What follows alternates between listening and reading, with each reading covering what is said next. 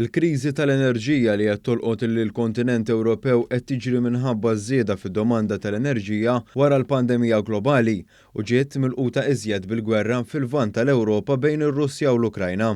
Din il-kriżi komplet tikber kif il-kumpanija Russa Gazprom ftit tal-jiem ilu naqset 20% tal-provista tal-gass minħabba dak li sejħet bħala ħsarat tekniċi.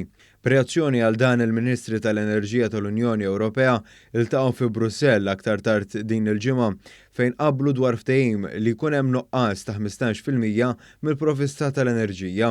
Dwar dan tkellimna mal-Inġinier tal-Enemalta Stefan Kalamatta li huwa wkoll id-Direttur Eżekuttiv tax-Xiri tal-Enerġija u Proġetti.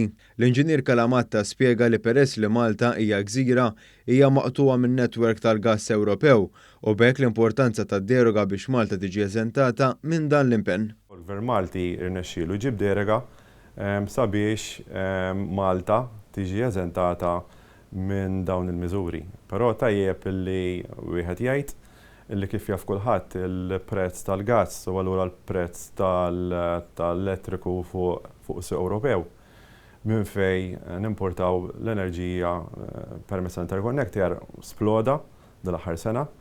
Hawnhekk il-prezzijiet fl-Italja għolew għal €650 għal kull megawatt fis-siegħa.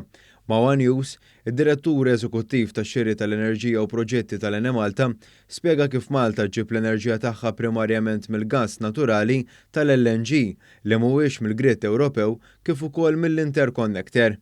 L-Inġinier tal-Enemalta spjega magħna kif Malta l-ogħla domanda l-elettriku tkun fis-sajf, filwaqt li madwar l-Ewropa l-ogħla domanda tkun fix-xitwa. Huwa spjega kif sa Novembru li ġej il-pajjiżi Ewropej ftehmu li sal-aħħar ta' Novembru ikollhom riserva ta' gass ta' 90%. Malta il-gass naturali jintuża għal ġenerazzjoni tal-elettriku. Sa domanda Malta hija l-ogħla fis-sajf, allura l-iktar li jintuża il-gass huwa fis-sajf, l-akbar konsum tal-gass huwa fis-sajf. Fl-Ewropa l-gass naturali jintuża kemm għal ġenerazzjoni tal-elettriku u kif ukoll għal biex jissaħnu djar. Allura l-ikbar konsum tal-gass fl-Ewropa huwa fix-xitwa.